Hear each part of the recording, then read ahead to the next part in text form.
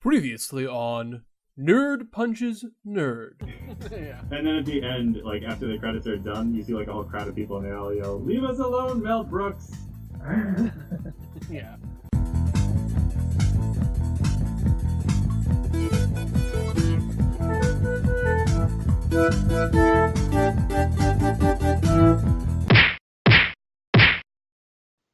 Hello and welcome to Nerd Punches Nerd, the only podcast where a bunch of nerds pretend to physically fight over minor pop culture minutia. Now today we have a very special episode, and I'm Jeremy here with Mr. Benj E. How you doing, Hello. Benj? How you doing? I'm good. Unfortunately, this episode will not be featuring the fan favorite Sam's Complaint Corner, but you know, we can't always give you what you want, people. Sometimes we have to stay true to the art and not always give you what you want, but do what challenges you, and not take the easy pot shots such as what's in Sam's Complaint Corner. So just letting y'all know at home.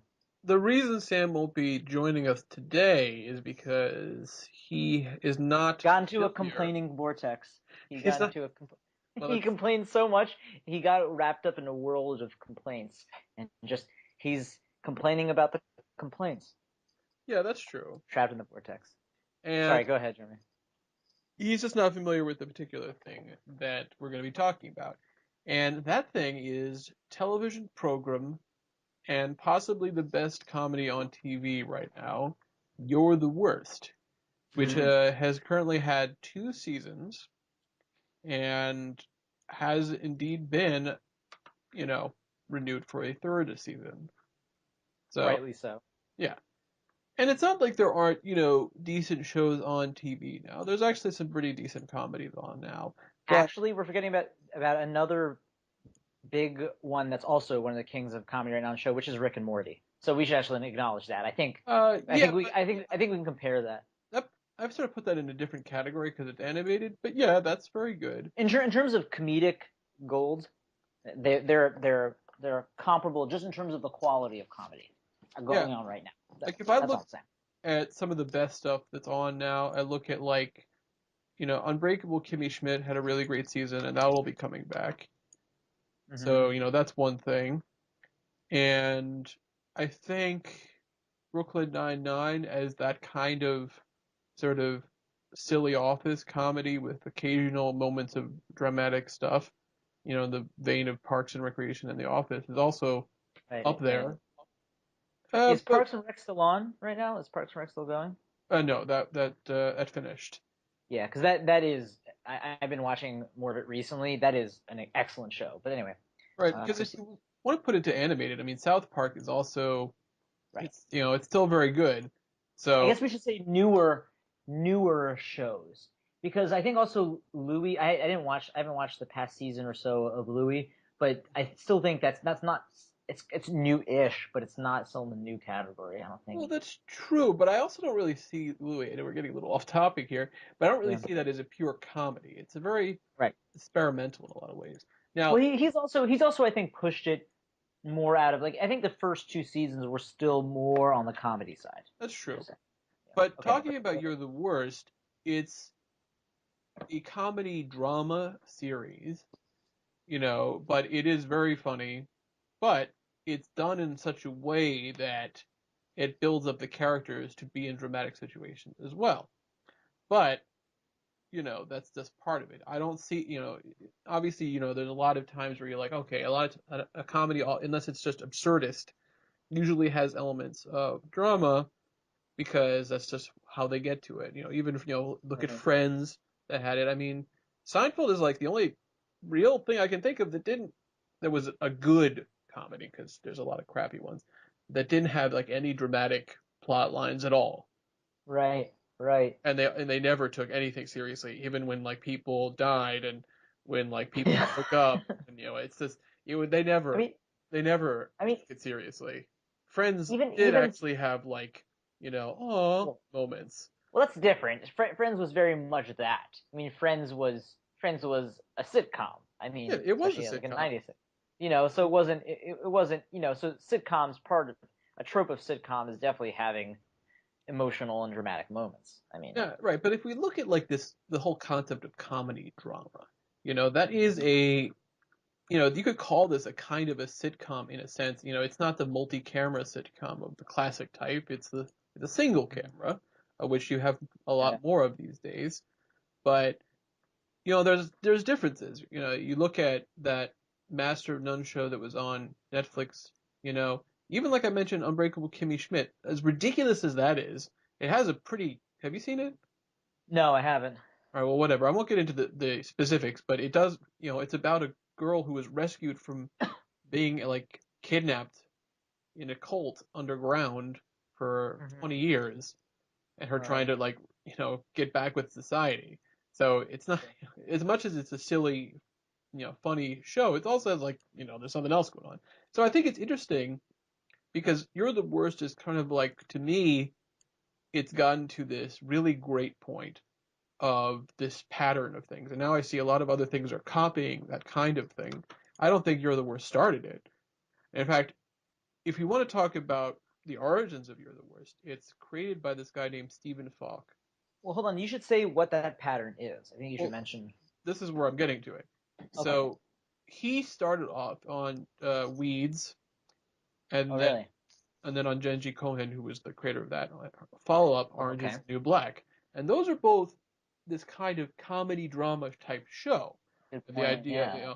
each one, neither one was, if you look at like where the drama is, I would say it's more, both of those were more dramatic than comedic, but they were intentionally creating like exaggerated personalities.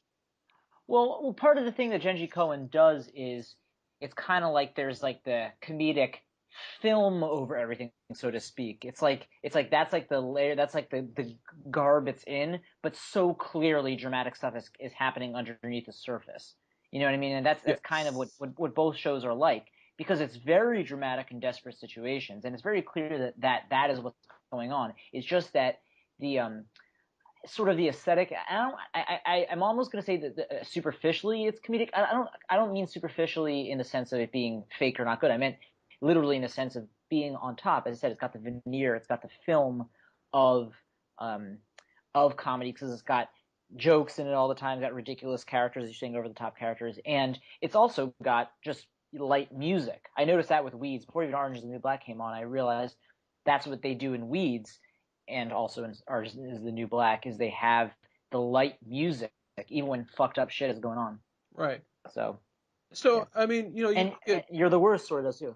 yeah, the thing is, like, right now, I look at all these different news shows, even, essentially classic sitcom types of things, like the Goldbergs or, Blackish, which are, mostly really silly, but they'll have, like, they often have, like, a, emotional thing. So I think it's nothing new from the Modern sitcom Family side. too, I think is like that. I feel Uh, like I feel it's like gotten I feel like the more and more, like, melodramatic. But, yeah, Okay, but what I'm saying is like things like Blackish or Modern Family, and I haven't seen the Goldbergs, but it's I feel like that actually is closer to the next logical step from sitcoms. Even though there still are some things, those are pretty much dead. I feel like How I Met Your Mother is probably the end of any good quality sitcom. It seems like. I mean, some people like Big Bang Theory, but I don't. I uh, know you don't. But what I'm saying is the next logical progression is, just take away the laugh track, but they still have the multi, like the way they do Modern Family. I feel like that's the next kind of logical or progression. even like Um, Brooklyn Nine-Nine that I mentioned, yeah. I think that's true. I think But that's I true. think, it's interesting in that you don't have that same kind of popularity with the audience sitcom that that was how you did comedies back in the day for a long time. And obviously there's still a couple, but they're not as popular as they used to be. Yeah. So it's interesting how things change. Now, I think it's interesting that people are looking for a little bit more complexity even Hmm. in their comedies. Of course, sometimes that leads to problems with the dramas where they get too dramatic. But Yeah. and that's also sometimes a problem that happens with these comedy dramas too. Yeah, we can get into I whether mean, or not we think You're the Worst pulls that off or not in a bit, but well, this, yeah. Well, I mean, I think this transitions. Were you going to say something else? Because I think this transitions nicely into talking about You're the Worst. I was going to make a comment about it. yeah, go ahead. Um, which is I think people are looking for something more like raw and like real from comedy. I mean, in a certain sense, I don't want to say this is always the case with the trajectory of art or cinema or anything like that, but in some sense, TV and film has become more and more honest, or at least there are fewer and fewer boundaries about what people censor. I mean, that's just sort of the way that it's gone. So I think people have been demanding that more and more. It's just the way society and media have developed. I mean, even though there's been certain spikes at different times in whether people like more horror or disturbing things or whatever's going on in the culture, I think in general with like film and TV, at least the stuff that's available to the wider public, in general, people want something that's more like you could say honest or raw, or at least more open to like people's like issues and idiosyncratic issues. So, I mean, the thing that You're the Worst does really well, and I imagine most people who are hearing this have not seen it because I don't think a lot of people know about it, about the show. But like, it is so good at not just painting this broad stroke of, first of all, not it's good at not painting a broad stroke about relationships and romance, and it gets into a lot of it's very good at getting to the fine details. Not only that, it doesn't paint the people in the relationship as being like, I guess you could say, great people, like, and it shows them as having very like known flaws that people have. You know what I mean? I mean, they heighten it still. They do dramatize the flaws that each of the protagonists have, but they like, I don't know, like they still, like, the flaws you see these people have are things you can really see people have, and then the way they get into trouble really looks like the way that people get into trouble, and the weirdness that each character has seems like a weirdness you would really see in people. And I think, once again, comedy is one of those things that can really push, I guess, the rawness of especially human dynamics and personalities. So, I don't know. Do you agree with that?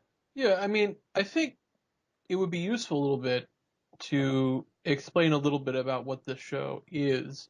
Right. We're not going to get into like spoilers here. We're going to warn before we start doing that. Right. But the show is basically around 4 people, 2 like main characters and 2 supporting characters. And, this whole You're the Worst thing is kind of an interesting angle because it kind of turns out that nothing is that simple. So you kind of meet these characters at a wedding. There's this guy who's this British writer, Jimmy, who is the ex-girlfriend of Becca, who's getting married. And he seems to be kind of a jerk, and he's thrown out of the wedding, where, he runs into this other girl, Gretchen, who is a friend of Becca's sister. Becca's sister's name is Lindsay, who's, has her own issues. So, the other guy that I wanted to mention, is Jimmy's essentially tenant slash roommate, Edgar, who is a, Iraqi war veteran who, also has like PTSD and, doesn't really have a job. So he used to sell Jimmy drugs, and that's why he's basically letting him stay there. And that's kind of like the setup. And he also like cooks Jimmy like breakfast and other stuff. He's like a cook because Jimmy doesn't like to cook. Oh, well, yeah. I mean, I didn't want to get into like too many specifics, but yes. So okay, that's not really a spoiler. The thing, so the show kind of starts talking about like how these two basically hook up right when they meet. So this is the first episode. And as the show is going, you're kind of like seeing these two really cynical people, in a weird relationship where they're not, they're like, well, is this a relationship or isn't it? And at the same time, you're kind of, dealing with these other people who also have their own issues, like Lindsay, the friend I mentioned, who is potentially not so happy in her marriage, like that. And then as more characters come on, you see a little bit more here and there, and sometimes you see more from some characters and less. Of course, from Edgar, with PTSD and other issues. Yeah, so he has a kind of a serious problem, but it's not addressed as much. But I think in general it's actually done pretty well Mm-hmm. from him. They even have I think there was an episode where they were just dealing with how difficult it is for veterans to get compensation and stuff, and just get money to pay for things like Mm-hmm. medication. Right. And without being too preachy, still, it's that's the other thing about the show. I mean, this is it's very, very character driven, so it doesn't seem to make large preachy statements, which works for it. Yeah. Right. So one of the things that's another subplot that's happening is Gretchen is basically a PR person for this rapper and his group, this guy named Sam. And this is one of those things where I'm not really sure how well it really works.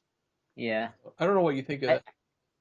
Yeah. I mean, I feel like we still haven't spent a lot of time talking about why the show works and why it's so strong. Should we hold off on talking about that? Because I think it's a weaker point, or should we just go ahead? I guess we can go ahead with it. With Yeah. the weak thing. Yeah, let's do it. Yeah, this is probably the weakest part. It's not bad. And it's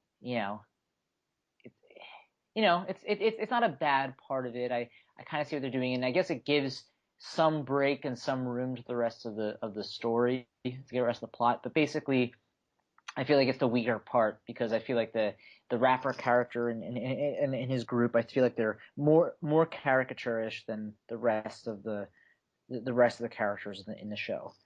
So, but I think there's something there just about Gretchen being a PR person, since she's so cynical and has so many issues. She's putting on a fake front, but it's not like how it sounds typically someone's got all these issues underneath, but they're perfect on the outside. It's more like it's weird. It's like something she does for someone else, and she's good at it, but she's also good at painting it's kind of complex. She's good at painting a badass but not badass picture of the people she represents, and she's I don't want to say Machiavellian, but she's not Machiavellian, but she's kind of scheming with it, and she's kind of shitty about it, but at the same time she's kind of good about it and is kind of caring. So it kind of shows I guess in some sense the complexity of her character. Right. So yeah. I mean, sometimes I feel like some of the specific jokes that are made, about juxtaposing, rappers with the kind of whiter hipster stuff that they find interesting Yeah. is a bit tired. Yeah, I think it's so much I mean, they don't not that they necessarily need to or whatever. I don't think they have particularly very complex black characters or anything like that on the show. Once again, I don't think a show automatically needs to. In itself, you have whatever characters you have, but considering the fact these characters are a little caricaturish, and a little pandering to stereotypes a bit. So I'd say that's the weakest part. Right. I don't think they're really intending it, because I feel like they're trying to write the characters as I feel like they're trying to write the characters as sort of ridiculous characters and as fitting into this mold. But it's just when I see that's probably the weakest part. But I think they're capable of writing any interesting character. It's just that it just so happens to be cut upon those lines. Mm-hmm. Well, do you have any Yeah. other things you find are negative things about the show?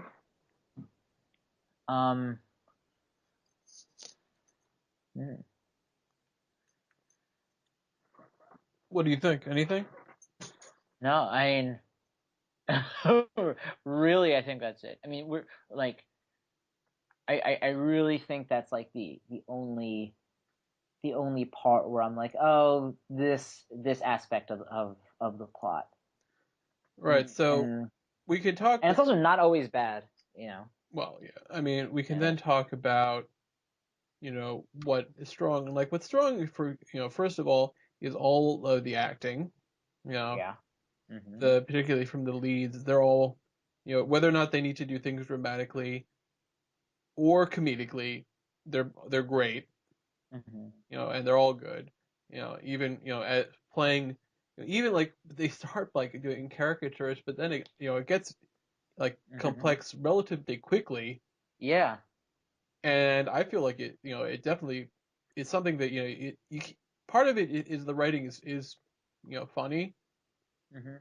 but if you didn't have people being able to pull it off, you know, because these guys are cynical but damaged, so Yeah. they're not Yeah. they're not Well, sociopaths, they're not monsters. that's part of the thing. It starts out seeming like, oh, here's just another story of like someone who's gruff and has given up on life, and maybe finding love or maybe rejecting it. But Yeah. it gets so much more complex than that. And here's the thing about the show, also why it works, is because both. Well, first of all, what's good about it is that I think the typical trope is that the man is the one who has the gruff, like withdrawn, cynical personality, and it's like the woman who like brings it out of him.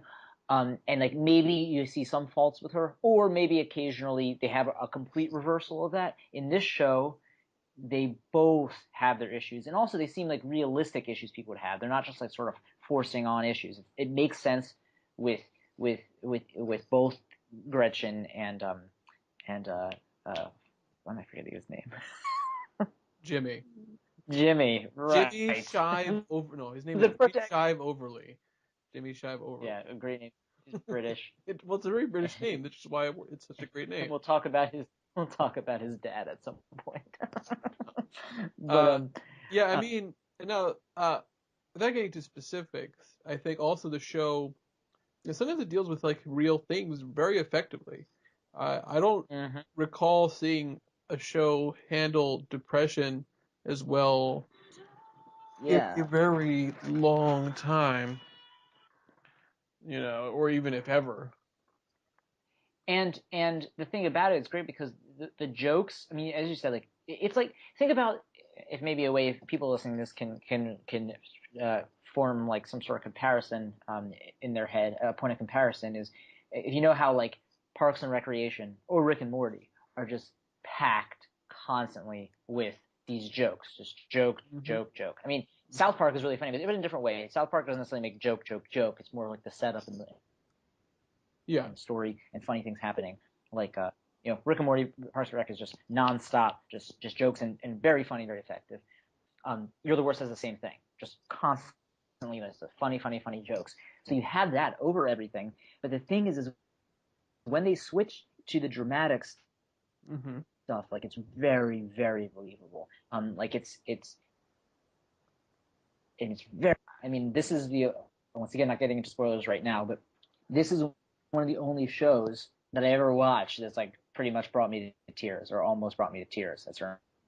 Uh-huh. Like it was very and it's done really really well. Like it's just it's so good how they switch it. And I think part of the reason also it's effective is because when you have all these jokes and it's the serious parts and they do it seamlessly is because kind of that's how these Mm. characters are like. And that's how a lot of people are like. Like they really that the characters have Mm. that also the characters have as the relationship progresses. Like it's awkward, it's like scary. They're trying to like put on this act to a degree, but not an act that's totally fake. It's just clearly based on both their ambitions and their insecurities. It's like very clear that it's from those things, but they also put it on pretty effectively. I mean, that's generally how they operate in the world. It's generally what their mask is, in the world. And Hmm. then so so and that's probably their as I was saying that's probably their mask in the world and how they typically are, and that sort of is what sort of reveals their relationship and the closeness of their and just how believable and powerful their relationship is because they are forced to be vulnerable and to put down the mask, and it's very frightening and bad and like hard for them to do. So, I mean, just the complexity of the writing kind of mirrors and really shows the complexity in their relationship. Right. Well, And then, it's interesting yeah, that you're talking about this whole idea of like bringing you to tears because that is interesting. Like what a show that can make you laugh but also cry. Yeah, it's, that's real. That's real art. That's real drama. I think if, That's what you go. Futurama or The Simpsons have done that, for example. Yep. It definitely like it can screw with your emotions like that.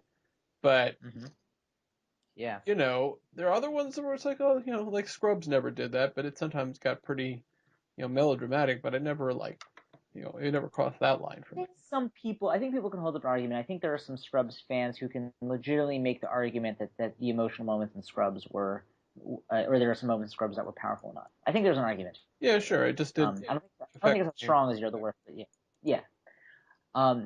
And I guess I guess we'll come up pretty soon on the spoiler portion. But I think one of the big reasons why it works as a love story in particular is, and I think love stories are really hard to do. I mean, I think it's one of the hardest things to do because they, capturing that sort of like emotion, human dynamic. I mean, it's really difficult to make it for A, believable, and then B, interesting.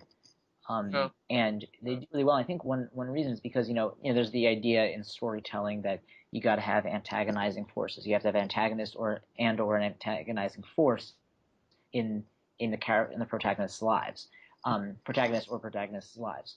So, basically, in love stories, what typically can happen, the antagonist could be a rival lover or circumstances that bring them apart, or their own individual issues. I mean, that's been done before. Of course, individual every issues romantic comedy. Exactly. But in this one, what they do so well is that the characters, because of how cynical they are, and because of how kind of done with life and over things they are, and how like you really believe they're kind of, and it makes it sound like they're nihilistic. That's not what I mean. They're just kind of like, someone you meet someone who's just like, who's like, they do what they do. They're like a bachelor or whatever, and they're like, whatever, I'll fuck someone and it's fine. But but how men or how women really are and whatever. And this is what we want. You're better off like avoiding yourself the hassle of marriage, divorce, kids, all that stuff. And they go even deeper than that. They're trying to like chase other things in their lives. And so they really are trying to consciously push in a lot of ways, and also subconsciously push away from the relationship. And it's so hard for them. Like there's such antagonizing force. Right. Getting them to actually connect or be vulnerable with each other or move to the next step in the relationship. It seems like it's so difficult, but they do it somehow, weirdly, awkwardly, with twists and turns and banging around. They actually progress to the next level through the, like naturally, or regress, based on the antagonizing forces of their, not just their circumstances, but especially their idiosyncrasies and insecurities. And that's why it is so powerful, and it's very believable. Like it's things that you actually see real people do when they're having issues in relationships or trusting or whatever. Yeah, that's true. All right, so before we get into spoilers, let's do this. Let's try to do this thing. If you'd like this, then you should watch You're the Worst. Okay. You see what I'm saying? Okay. So, my feeling is, if you like something like, let's just say, It's Always Sunny in Philadelphia, but you wish that the characters were a little bit less, ridiculous. Yeah. Or, I think in general, if you like the idea of, a love story that's not treacly and cliched. What about you? How would you push it? So it's interesting because I recommended this to a friend of mine recently who said, I don't know how much he's watched of it, but he actually just texted me like how awesome it is. Mm-hmm. And one of the ways I convinced him was besides talking about how awesome it is, I actually told him one of the jokes.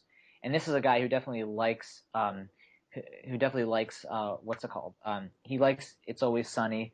Mm-hmm. He doesn't need everything he watches to be comedy, but he definitely kind of leans towards the type of humor where everyone's shitty to each other, where people like are just like, oh my god, I can't believe that person did that thing, which It's Always Sunny has. So Yeah. You're the Worst kind of has that in a certain way because people say kind of horrible things and do actually bad things to each other. So they hit that crowd, and then I would say also if you just really want a good either romantic comedy or you like a love story, like it really works as a love story. Like, so I would say that those are the main things. I mean, you gotta have, I guess, a stomach for some of the raw humor that's in it because they're actually I think in some of the forefront right now with comedy of like taking chances and risks. You know, they're up there with, in my opinion, if not the comedians who are crossing the line of this time. At the very least, you know, the comedy writers who are crossing the line, obviously in their own way, but they seem to not pull punches. So, well, let yeah. me give you my final summation, which is sort of paraphrasing sometimes when I've said other similar things, which is, listen, if you're interested in a romantic comedy that doesn't suck, then you should Yeah. watch You're the Worst, which is available, at least for the first season, on Hulu. So definitely go out, watch And it. we're not being paid by them. No, but hey, We just listen, really if they feel like encourage you to sending watch us a couple of shekels, Yeah, maybe when they come, you know, 3 or 4 shekels, you know, maybe a little more, that's okay. But you have to pay us in shekels, Stephen Falk, or FX. It has to be in shekels. All right. Maybe chetzi shekel. Okay, okay. All right, so Okay. let's call the spoiler warning now, all right? Spoilers, spoilers, spoilers. Spoilers. All right, I Good, think that was a good spoiler call. so. We Everyone we has should to stop. yeah, everyone have their spoiler hat on or spoiler goggles. We should begin this spoiler by saying the one of the best lines in recurring jokes in the show. Okay. I didn't know it was a school, or I really didn't know it was a school. Yeah, the whole wanna idea that explain? it's crazy that Edgar, the PTSD guy who is making a joke. There's all constantly a joke about how he clearly blew up a school in Iraq and By didn't know accident. it, Oh God. and yet they keep coming back to that, and it's always funny. It's always Yeah, it's weird. It's like at that line of being horrible and funny. Like they do it. I don't want to say tastefully, but they do it in a funny way. It's like this recurring joke. It's like a recurring joke that's delivered in a funny way, you know, all the time. So that's what I'm saying. Like they you know that's one example of how they push they push the envelope and make it actually like make it actually really funny. And they're not afraid to pull punches. So yeah. I mean, Um, to me it's impressive because not not that it was great in general, but the first episode, which is one of those things like it's got to sell you, I think is really great. Where you have the guy Ty, the director, the you're so delicious. we should explain. We should explain. So basically, So in the beginning, we see that Gretchen, as she's sort of after she's hooked up with Jimmy, we see that she like already has a not exactly a boyfriend, but kind of a boo or something that, or kind of like a steady hookup, a guy who seems to be kind of interested in her.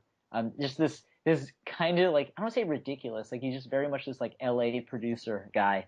So Right. he like But is, I don't want to say too serious. He's too serious in the sense of like being kind of like not exactly self-righteous, but he's he's pretentious. He's very he's pretentious, and he doesn't even seem like the worst person in the world, but he's definitely like all into like he says in the first episode, like Gretchen's asking him like is there anything like you really regret or something like that, and he said like I don't Gretchen, I don't do negativity since my trip to India.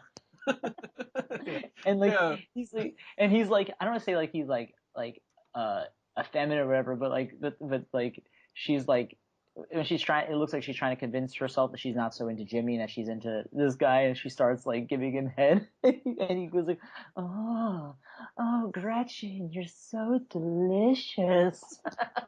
And there are a bunch of other things throughout the show where like even though she moves on from Ty and she doesn't really hook up with him at least as far as we know in anymore in for the rest of the 2 seasons, and you see him again, like Gretchen tries like talking with him, and he says something about some like cause he's working on or filming for, which has to do with like like kids in Africa having contaminated water, and Gretchen makes some joke about like, oh, they're drinking shit water or whatever, and she's like, and Ty's like, well, that's the point, Gretchen, that is what they're drinking.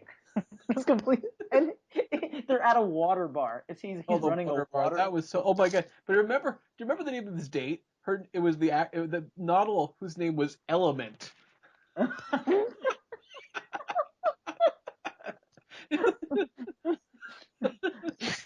Which Oh, they do. that's a really great name for a bottle. Oh, it's perfect. Like they just hit the nail on the head so great with that. That's another thing about the show too. It's like the backdrop of LA is actually really perfect for the show because it's like, Yeah. LA is kind of this place of like, because people try to say, LA's fake, but I feel like that's too non-nuanced of Simplistic. yeah, it's a Way very simplistic way of course they're fake people, but it's a too simplistic way of describing LA. It's more like LA's got I don't want to just say a lot of flash. It's got a lot of people really trying to do things, yeah, impress, do things, even trying to do great work at different times, and and also very much trying to put on whatever their mask is in a lot of ways, which people do, but it's put on even more so in LA. But underneath it is like could be like horror and broken lives and all that stuff. Well, let me get back to that because I'm going to explain a little bit about what I think in terms of Jimmy's perspective there. But I want to go back to that first episode. That's a good point. Why am I here?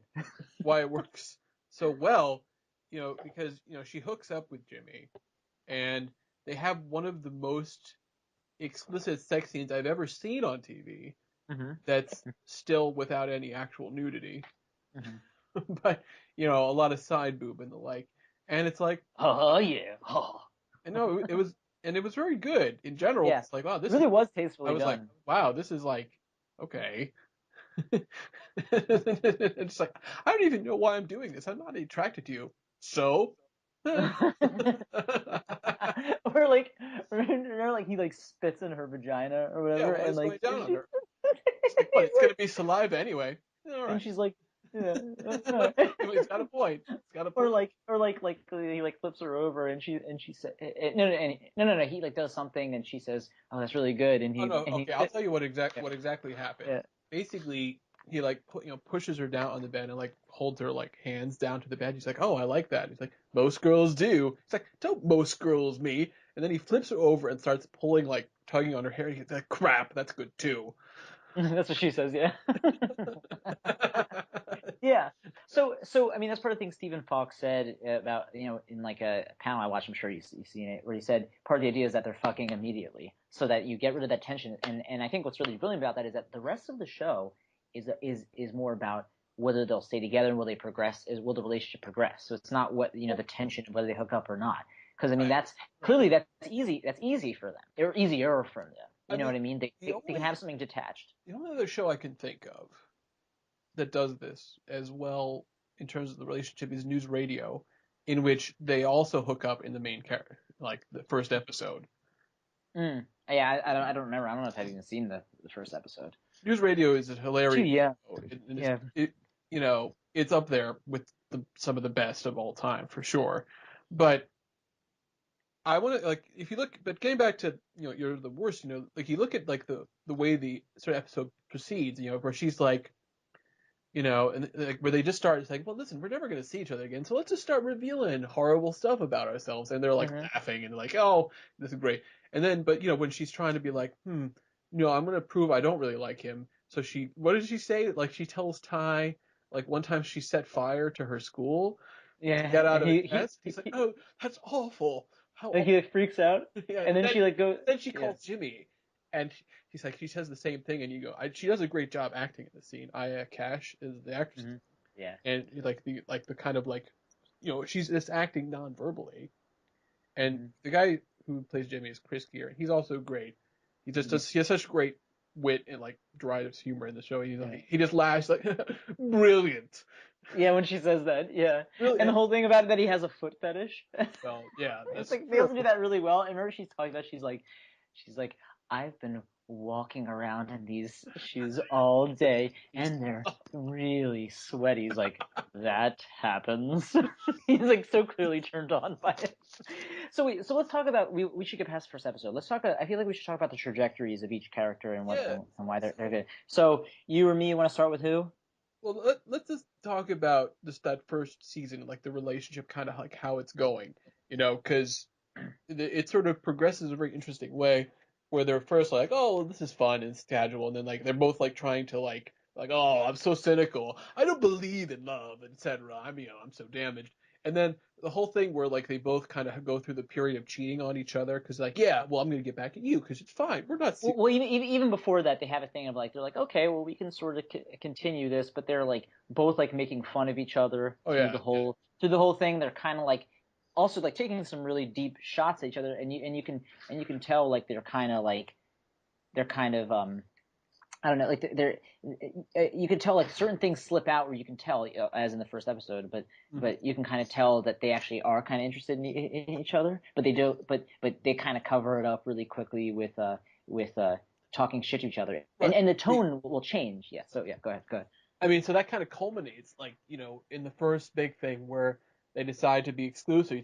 It's like take, well, so I guess we're exclusive. You mean them Yeah. you mean saying them cheating on each other, like Well, like not cheating, but before they decide to be exclusive, yeah, because they kind of egg each other on to cheat on each other. So then it's like, well, I guess we're exclusive. Well, I guess we are. He's like, oh yeah, well, wait. Well, I guess we're But- exclusive. Well, Okay. yeah, but no. Are we? Yeah, I guess we are. Just like, like it's just interesting how like it's still really funny, but it's also like, oh, it's already like emotionally impactful even then. Yeah. And when the season, ends and they end up moving in together because Gretchen set fire to her apartment because that's kind of her thing, is basically self-destruction, screwing over her own life. That's her thing. Whereas Jimmy's thing is more about unfulfillment in his life. He Right, that's a good point. He had the one book that he thought, which was really, opening himself up emotionally, and then, it seems like it was a pretty good one from what we hear, but he can't come up with a follow up. He can't, he's like in a rut. Did the book do well? He did well enough. He's being asked to write another one. It's great just thinking in the second season where he meets that famous author, and the author says like, some of the greatest writers never actually wrote a word.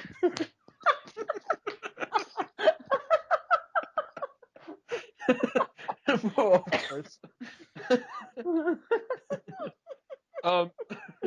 Yeah. So it's in the second season is when you start having this extra plot line where it's really weird what happens. Like Gretchen starts disappearing. She's driving off at night. We don't know what's happening. And then it turns out, because first Jimmy thinks that maybe he's cheating on her, which I think is why he ends up meeting Element at the water bar. Right. But it turns out she's driving off to like cry. It's like, what the? It's like it was a crazy way to end an episode. Basically, watching her cry in the car at night, and it's like, and then, but it's also he was just like, oh well, she's not cheating on me, so I guess it's okay. But it doesn't probe more into it necessarily then, but yeah, go ahead. And then it sort of is revealed, oh, so she actually has depression, and she's just sort of been handling it, and now it's just she kind of goes into a spiral. Yeah, and it is good because he does try to ask like what's going on, but he can't. The interesting thing about it, which makes it so kind of powerful, is that he can't handle it. It's not even that it's like weird because he can handle all her other faults, but there's something about about her being depressed that he can't handle. So like there's kind of something, I guess, I don't know if it was foreshadowed necessarily, but earlier on in, I don't know if it was the second season or in the first season, where like Jimmy like gets really pissed off his dad because his dad sends like a football jersey over to him and doesn't show any attention to Jimmy for his accomplishments or whatever, and he goes on a whole tirade for a long time about football. Yeah, British football. Right. Yeah. He goes on a whole tirade about how his dad never actually sports him and all that, and like and Gretchen can't handle it, doesn't want to talk about it and stuff. And they kind of like don't really address. I mean, they address it, but that kind of fizzles out a little bit, and Jimmy doesn't actually push her too much to open up to for him to be able to open up to her and whatever, because it's easy for him to go to that cynical state. But in the second season, like it's very palpable that like he can't handle her depression. Why do you think? Maybe it's the unfulfillment thing, but why do you think he can't handle her depression? Like, it's because he talks about like I want to fix it type of thing. There's that. Yeah, there's that. And remember, like he says to her something like she keeps saying like I can't get past it. It's just what's happening right now. And he says no, you won't. And he kind of sees it like it's almost like I don't know, he doesn't believe that it's really an issue, or he sees it as being too selfish. Like I don't know, what do you think it is? Well, I think it's part of it is, like especially when she starts becoming not as so responsive, it's just like he Yeah, doesn't know. she kind of becomes like kind of catatonic, essentially emotionally catatonic. Right. Yeah. And he just doesn't know how to deal with it. He's not at that point. He's just like, I'm not really sure what to do, and Yeah, but he hasn't. Remember, don't forget what happened. The background is he was with Becca, and he proposed, and she turned him down. mm-hmm. So he's kind of like, that was why he was sort of like, I don't believe in love type of thing. So as much as he is kind of like a cynical jerk in a lot of ways, he was definitely, you know, he definitely believed in that relationship, Mm-hmm. even if she didn't, and it's Right, certainly within her, Becca's rights to say no. right. She's kind of she's probably the worst of the actual, if you actually look at her behavior. Yeah, but yeah, maybe you'd be right. I mean, it's obviously up to her, and they would not be a good fit. Also, because Becca is a pretty bad person, but I mean, he's definitely he's not a saint either. No, Um, but anyway, I mean, I think that sort of comes to his decision, when he has a chance to basically go off with the the bartender, the owner of the bar that and he. he does kind of cheat on Gretchen with her. Like that should you point out too. Like I mean, they just like sort of make out, like it's like hot and heavy, and that's the most that they do. Um, Right, when Gretchen's during her little episode, so he sort of cheats on Gretchen, but but once again he has the chance. he Yeah, go kind ahead. of tells her about it, and Gretchen's like, go ahead, you know. He's like I'm sure she's great, and she says that like sort of catatonically too, right? Which is preceded that was their great argument they had through text where you don't even see Gretchen, you don't even see Gretchen moving or talking, but she's kind of hilarious, like in their exchange and like what is it? He says like are you not curious at all about where I'm about to go off to? And he like texts him, I'm curious when you're leaving. Yeah, yeah, But exactly. yeah, no. I mean, But then she then, says the whole thing. Yeah. you know, when Nina, who's the bartender, shows up, he like leaps in the bushes because of course he has his own problems with like confrontation as well. So Combination, and I think what is it that really convinced him? Like he sees like something that Gretchen like wrote into the window of her car, like something fucked up about her car or something. You yeah, know what I I'm talking think that that's part of it, but about? I don't know that it has to be like this is the one thing. I just think he Of course. couldn't go through with it. Yeah. So When push came to shove, he couldn't leave her. And right. that's when they have the whole, that's the end of that episode when she like says, oh, you stayed. Well, hold on. So what happens is he goes back and like she's like passed out on the ground, and he makes like a tent, like a fort in like the middle of like the living room, Right. and she sort of comes to, and she like looks at him and says and like surprised, like you stayed, and then she like bursts into tears and said like you stayed, and hugs him and stuff. And it's such a powerful moment because first of all she'd been, as I said, kind of emotionally catatonic for like 3 or 4 episodes, saying that she can't feel anything and he can't do anything for her, Right. and that like pushes through, that actually breaks through to her. Now once again, that's not a miracle for depression. I think part of what was good in the show is that she sort of described her depression as being sort of like all consuming. She can't really feel anything, she doesn't really care about anything, and that's what she's just going through right now, and that's just part of who she is, and that's part of character, and that's a more, I think, accurate depiction of real depression. At the same time, it is possible that certain things can actually break through, and the fact is that Jimmy accepted and wanted to stay even though she was like at the limit of just like not even being there like with him. So Mhm. that was why it was such an emotional moment. Like it's just incredible the way they do it. And then it's also really clever what they did in the next episode, in like In the finale. this episode, because first of all, she like in the beginning of the finale, we find out that Gretchen actually has never taken medication for depression, and Yeah. Jimmy's like, "What the fuck is wrong with you? Why didn't you're doing this and taking medication?" She's like, "Whatever." And then even like later on, she like makes fun of Jimmy for making the fort, And then she goes. I know you love the scene, but and she goes to the bartender person who Jimmy made out with, and she's like trying to make out with. I know, that was hilarious. He's like, you can't treat me like this. I'm a real person. Are you though? You're scared. And a bar. You're more like a male fantasy. So she tries like making out with her, and she like. yeah, and like, and the bartender like kicks her out. So like, you guys are great for each other. You're both super weird. Like says something like that. And then the whole thing that happens is like then like at the final party in the finale, which seems to be what they're doing for the end of each season. I mean, at least the first two seasons, they have like some party, and it's like basically Jimmy gets way too drunk, and he talks about how like great Gretchen is and all that, but it's part of the thing. You're not sure if Gretchen's actually gonna. I don't know. There's kind of like some thread of maybe whether Gretchen like leave him dead or not, or something like that. But actually, Gretchen like comes and kind of like takes care of him while he's drunk and all that. And in the finale of the show was really good, just like the next level, which was great, which was like at the end of the finale, both Gretchen and Jimmy are outside and they're like smoking a cigarette together, and Gretchen says something like. You went to some pretty dark places. Yeah. You said some pretty dark stuff last night. When you're drunk, and he said, "Oh God, don't tell me." And she's like, "Okay, I won't." She's like, "I love you too," and like it's like really, that's also like a really powerful moment because also they never said I love you or anything like that to each other, and you see like they look at each other awkwardly and look away, and you see like Jimmy like starting to smile a little bit. And that's the end of the finale. It's like it's so brilliant the way they do it because that is the next stage. You know what I mean? Mm-hmm. Just beautiful.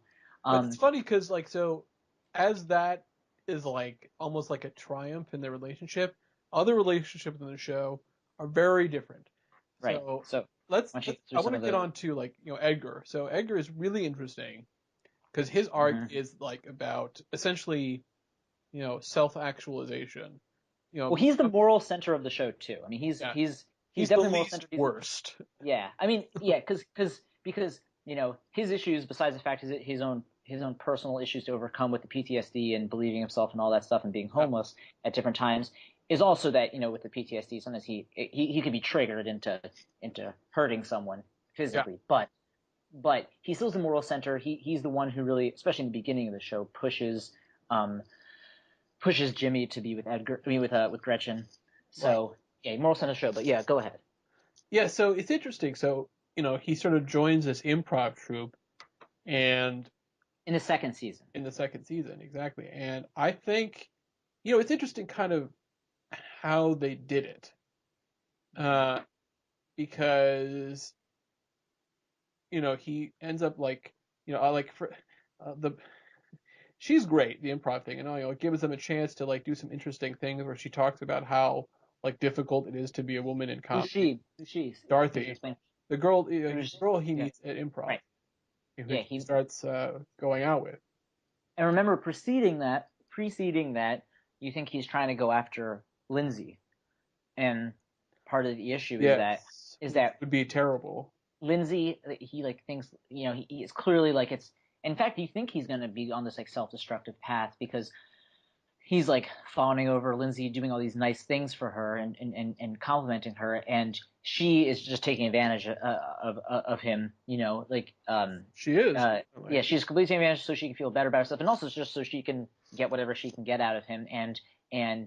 And you think he's going to get stuck in that, but then he starts going to improv, and as a choice for himself, and he starts kind of thinking for himself, and then on his own volition asks this woman Dorothy out, this woman who's like in the improv troupe, and yeah. Just as a quick like tangent, I loved how like Jimmy was so like improv, but then he just loves every yeah. It was great because he remember he came up with one of his famous heckling lists, and he like and then like after like when he's going out like afterwards, and everyone's going out for like drinks with the improv troupe afterwards, like he shows his heckle list. He's like, I was going to give something along the lines of here's my list of heckles, but I love the show, I couldn't come up with anything, and the improv people see his heckle list and they like make some changes, and he's like, and Jimmy's like, that's really funny. Yeah. I mean, it's interesting. I also, because, if the way that you work, I was all like, where are they going to go with this? Because basically they have a fight Who's because that?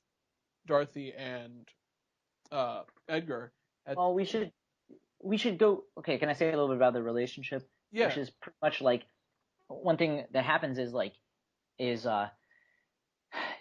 she's jaded in her own way. She's like in her early 30s, and like a big thing is like that her ambition. Who knows if she wanted to be like a film actress or whether she really wanted to do improv. But the point is, the trajectory she chose was to become, to be a regular improver because she was one of the instructors in like the Right. improv troupe, and clearly she's good and kind of established in the improv scene, at least to a certain degree, at least in a well known or established enough improv troupe, and she's been doing and getting better at it, but she's around all these other improv guys, and they kind of sexually harass her. She's been living with them, is definitely like hooked up with some of them, but you could tell like she's disrespected a lot. Like So, they flash her a lot and all that stuff. And Edgar, it happens all the time.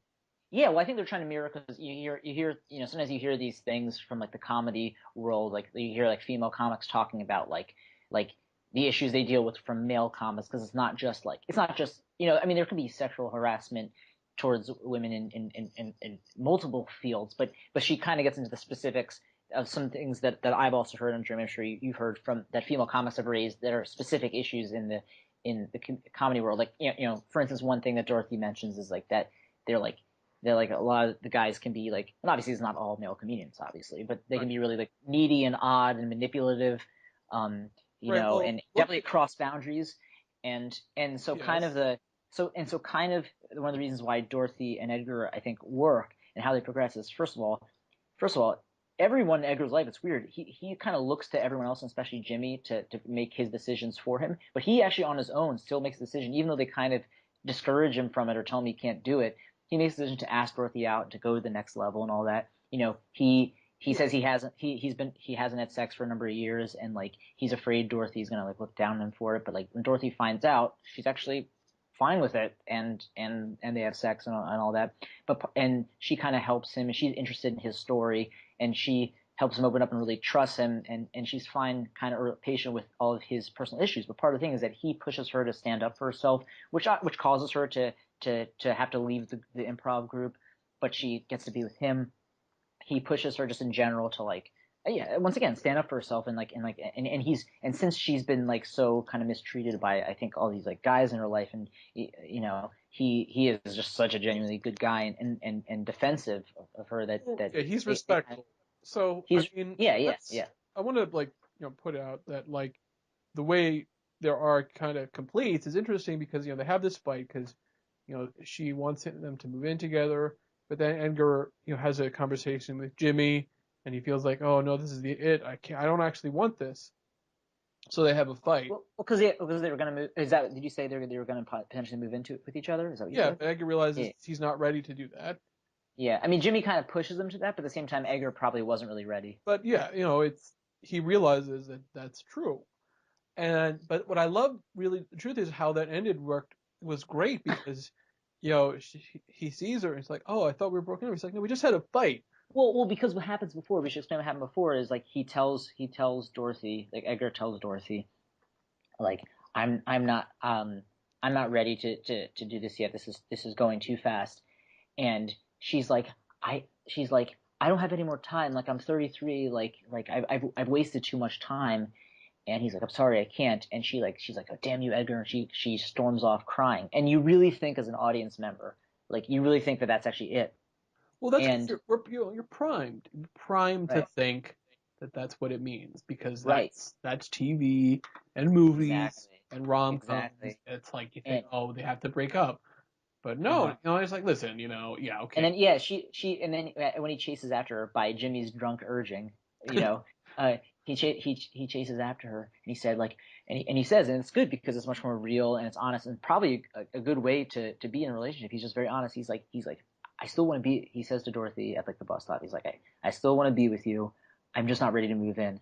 And she says like, listen, you dummy. And it's kind of also talking to the audience in a sense, like, listen, you dummy. We just had a fight, and you're supposed to chase after me. It's fine. Yeah. And like that was just really that was such a good. It was also sort of tear jerky in its way. So yeah, that's really good. So let's end off with Lindsay's arc. Yeah. First, the writers even describe her arc as tragic, which is true. Which is why it's the more interesting one because in some sense because although it's like it's all like I said like Jimmy and Gretchen's is like the triumph and Edgar's is like the subversion, and Lindsay's is more like the classic train wreck type because while still not being too over the top, it's still still real. It's like her falling into the same trap, because she starts by being married to this guy Paul, who's this kind of weird nerdy guy who's wealthy, and she clearly doesn't really find him super attractive anymore. Well, before we get into that, what do you think what do you think Paul's connection to her is? I mean, do you think it's just it could be just this? You think it's just that Paul is a nerdy guy and he's happy to have a I think like a pretty attractive woman with him? I think he was attracted to her and did care about her. He is, but you think I feel like there's also a little bit with him where he like, especially because he's like kind of a nerdy dorky guy. Like I feel like he like also like he can easily just fall into like not just this is the way that things are done, but like like she's my sunshine and I found sincere to be like not into it, but I think eventually he realized because it was true that she was kind of like they were becoming distant and she didn't really want to.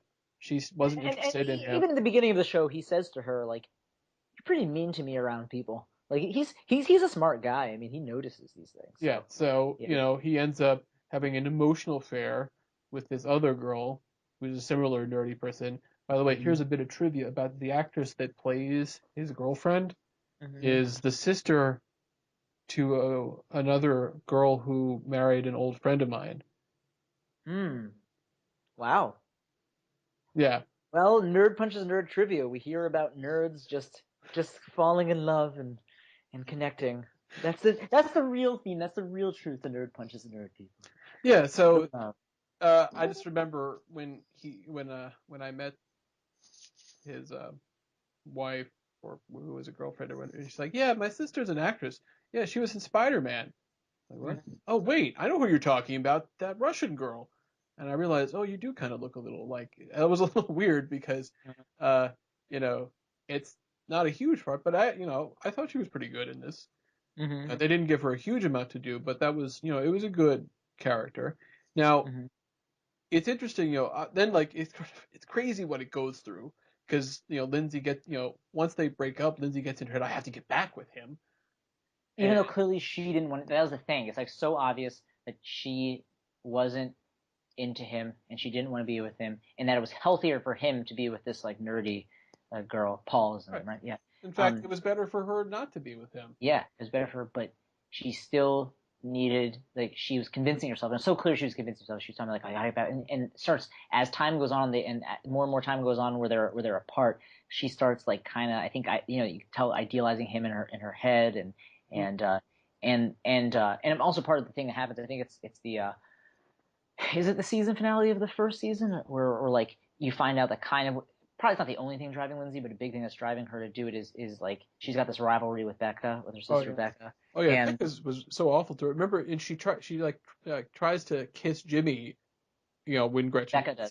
Yeah. No, not Becca. That's a different matter. Which we haven't even. Oh yeah, both of them. Lindsay tries to kiss Jimmy, and he's like, no. He correctly, he doesn't have anything with it. But it's just like, and Gretchen got really mad, obviously. He's like, what are you doing? Yeah. And you could tell one of the reasons Gretchen was like, oh, I'm not going to be friends with you, also because she knows that Lindsay's such a train wreck and was doing it more out of desperation and was just super drunk and all that. And like, the thing is like, it sort of comes out that pretty much one of the big things going on between Becca and Lindsay is like, obviously like a battle for their parents' attention and approval. And you can tell like one of the things that Lindsay and Becca, I'm sure, is really afraid of is not being married. Probably also not being married to like a successful guy or whatever. because her parents will judge her or not give her approval and all that. So that's one thing that's driving Lindsay, and that's kind of tragic. So who plays Becca, she's great. It's a very interesting. The woman who plays, the actress who plays Lindsay is fantastic too. Yeah, Heather Donahue. Yeah, she's very. Yeah, she was in. It's great because she was in an episode of High Maintenance, a show that I really like. Yeah. And she also played like a kind of like, I guess you could say bitchy or like nasty wife or fiance in that. So like it kind of the role was kind of a natural segue like into Lindsay, which is cool. Well, so a quick a little final aside here about that. Vernon, he just gets so many funny things to do. I loved when they had the episode. You remember when they're all Vernon Becca's husband. Yeah, when they're all like trapped in the house, and then like, and Gretchen like says some horrible things. Like it's like, well, it could be worse. It could be married to Vernon, and he's like, oh, damn. He laughs. Yeah. Well, Vernon is basically, it's interesting because Becca's married to Vernon, and he's like a doctor, and he seems to be, in some sense, he seems to be successful, but he's just a child. He's just a male child, and he knows it too. Like he kind of owns up to it. All right. So anyway, it's interesting. We have all these different story arcs that are going interesting places. Well, we should say that where Lindsay ends up back is she ends up kind of like confusing Paul, trying to get back with Paul, and Paul ends up fucking up his good relationship with the nerdy. Yeah, because she got pregnant. Well, that's right. She impregnates herself. No, she doesn't. That failed. Remember, she tries to like microwave the semen that she steals from him, and then it blows up in the microwave. Right. But as it turned out, she was already pregnant from the time that they had hooked up before they, when they broke up. And so she like purposely like fucked up like his new relationship. And, Oh yeah.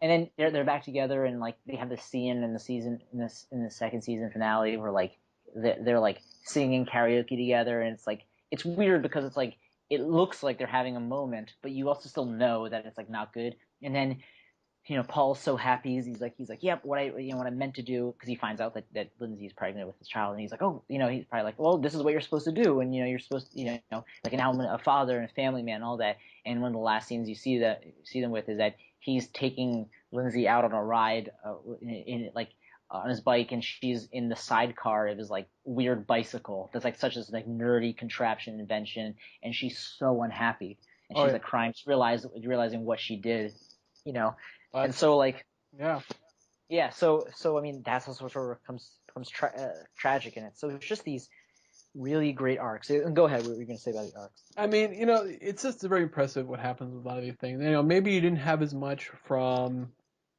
I mean, I guess like the whole stuff with the rappers. Often like funny things, but it's not like you didn't really have emotional connections to anything. Yeah, I mean, perhaps it's kind of necessary because it just gives a little bit of room between sometimes, gives some space between all the different plot lines. Yeah, so, well, don't forget the whole homophobic thing that happened in the first season. Yeah. Yeah. That was quite a way to end an episode.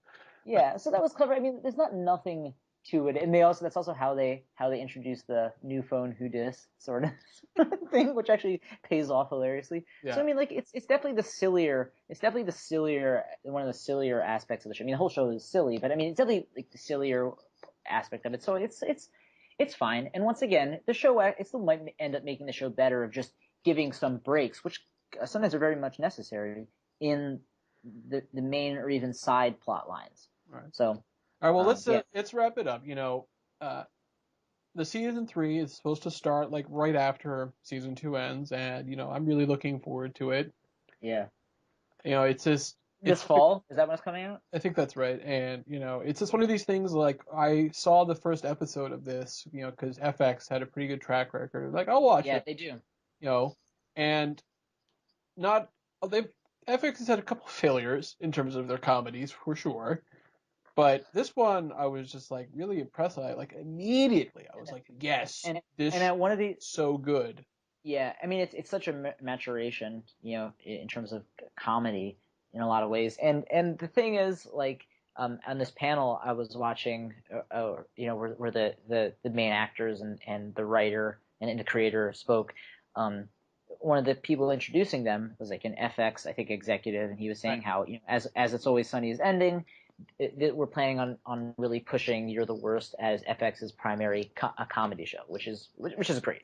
I mean, I used to not like It's Always Sunny. I've grown to like it. You still have to say it's still a great show, still pioneering in a lot of ways. It's a different kind of thing, That's a show where everyone's terrible and there's a lot. Right. It's kind of cartoony. And it's opened up ground for comedy, but this it's a but this is another step, and maybe after You're the Worst, they'll come up with something that's even more ridiculous and balls to the wall as Always Sunny. That's fine, but this is just a really good progression. And as you said, like FX, a lot of people don't always realize this, but FX does have a pretty good track record of having some pretty good and edgy and experimental or groundbreaking shows. I mean, just think about, a lot of people like Rescue Me. I think Rescue Me definitely has had its moments. I think The Shield was on it, right? Yes. And obviously Louis was there too. Yeah, I was gonna say Louis and It's Always Sunny. And then isn't Sons of Anarchy, which I haven't watched, but Archer is another one. Archer too. Yeah, so they actually have a pretty good track record of some good kind of ballsy shows. And then I think Nip Tuck was on it, which I think was just more of just ballsy, and it wasn't always great. Not everything works, The Americans is also FX, which is also one of the best shows on TV. But they also have other things like, Fargo, which is great, Mm-hmm. It's so that's on FX? Mm-hmm. Okay. Yeah. So I'm just saying, they've got, not everything is great, but they've got a really, really great stuff. And I can't recommend it strongly enough. And Okay. with that, I feel like it's time to sign off. Should we end the show with a shout out with our own Sam's Complaint Corner? I could do. I don't think so. Okay, fine. I will hold my impressions for later. Okay. All right. Cool. Later. Nerd you later.